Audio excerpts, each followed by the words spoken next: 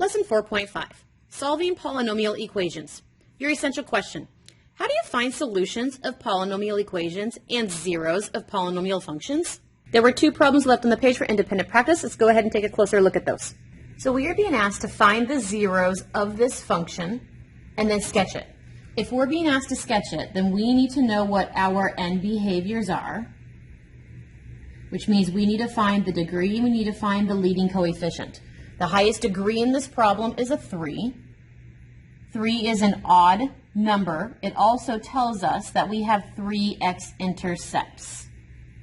The leading coefficient has to come from the same term. Our leading coefficient is a -4, so that's identified as negative. So we need to look at our chart for odd negative. Here's our chart. Odd negative, our graph is going to look like this. So my graph was up on the left and down on the right. So I know what my end behaviors look for. Now I just need to figure out where do I actually cross the x-axis. What are my zeros? So you find the zeros by factoring. So I have a 4x to the third, negative 4x to the third, plus 12x squared minus 9x, equaling 0. The function has to equal 0 for you to find the zeros. Now that it equals 0, the very first thing we're going to look for is the GCF. Because the leading coefficient is a negative, you have to have a negative as a GCF. Looking at the rest of the terms, I see that I have an x in common. So negative x is what I'm going to factor out of this trinomial. So dividing everybody by a negative x. This is what I have left. Because there are 3 terms, I have to do my a times c. Somebody better add up to b chart. A times c, 4 times 9 is 36. B is a -12. I am looking for 2 numbers that multiply to give me 36, but when I add them together, I get a -12. -6 and -6 will multiply together to give me a positive 36. When I add these 2 together, I do get the -12 that I needed. So the 2 numbers I'm going to use are -6 and -6. Because A is not 1, you have to use the area model, which meant that we were splitting this B up. So you have not a -12x. You had a -6x, -6x, because they were both -6's, plus the 9 equaling 0. We had to split the b so that we had 4 terms, because the only way to factor this is to use the area model, and we needed 4 terms. The highest exponent goes in the top left, the smallest exponent goes in the bottom right, the remaining 2 middle terms go in the remaining 2 middle boxes. So now I just look across from the top. I look for a GCF. 4x squared and a -6x have a 2x in common. So now that I have the 2x times 2x gives me a 4x squared. 2x times -3 gives me the -6x. -3 times a -3 gives me the positive 9. -3 times 2x gives me the -6x.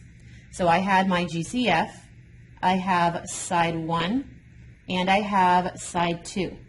All of this equals 0. Are we done factoring?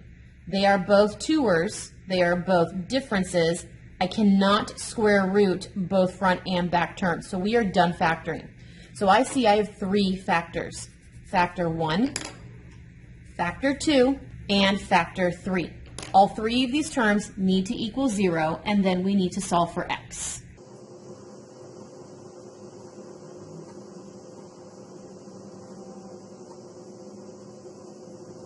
I see I have 3 x-intercepts like I am supposed to, but I see that 2 of these x-intercepts are actually a repeat.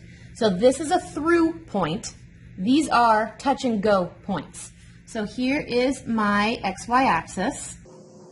I'm going to go ahead and scale. So 3/2 is the same thing as 1.5. So I'm going to skip count. So I cross the 0. That is a through point. 1.5 right here is going to be my touch and go. I'm supposed to be down on the right and I'm supposed to be up on the left. So I had to go through this point, and this was a touch and go. So this is my general sketch.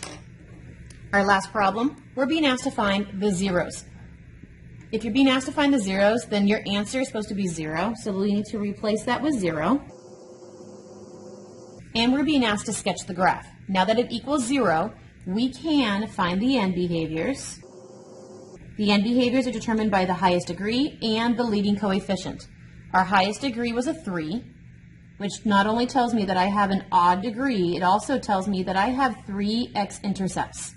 If this is the term that gave us the highest degree, that is also the term that gives us a leading coefficient of a 1, and that is a positive number. So I'm going to be looking at my chart for odd, positive. So here's my chart, odd, positive. My graph is going to look like this. So my graph is going to be up on the right and down on the left. After I know my end behaviors, I then have to find the zeros, which are finding the x-intercepts, and I should find 3 of them. The very first thing that you're always supposed to do is find the GCF. I don't see anything in common. My GCF is a 1, so this is the smallest as it currently gets. Now I need to look for factoring. Because there's 4 terms, you are only able to factor by using the area model. So here is my area model. The highest term goes in the top left. The smallest goes in the bottom right. The remaining 2 go in the remaining 2 squares. Now I'm going to look across the top, and you're supposed to find the GCF. What do x to the third and negative 6x have in common? They have an x in common. X times x squared would give me x to the third. X times a negative 6 gives me a negative 6x. Negative 6 times a positive 4 gives me a negative 24. 4 times x squared gives me a 4x squared. So I went ahead and factored. This all equaled 0. Side 1 is factor 1. Side 2 is factor 2. I see 2 factors. Can we factor these any further? He's a 2er, not a difference. He's done. 2er, yes, is a difference. Yes, I can take the square root of this. No, I cannot take the square root of 6. So he's factored and he's done. So I only have 2 terms that are going to equal 0. Either this term equals the 0 or this term equals the 0. So I'm going to go ahead and solve for x. Subtract 4 from both sides. I get x to equal a negative 4. Solving for x, I'm going to add 6 to both sides. I get x squared to equaling 6. I need the x by itself. So I'm going to take the square root of both sides. I get x equals, the minute you chose to take the square root, you need a plus or minus because there's 2 answers. And I cannot take the square root of 6. So my answer is plus or minus the square root of 6, which to be able to graph it, I need to know what that represents. So this is the same as x equals plus or minus 2.44949, and it keeps going. So I have 2 answers. I got the positive of this decimal and the negative of this decimal. So here are 2 intercepts, and here's intercept number 3, because we were supposed to have 3 of them. So let's go ahead and graph it. So here is my xy axis. I need my smallest to be a negative 4, so we're going to go ahead and we're going to scale by 1s.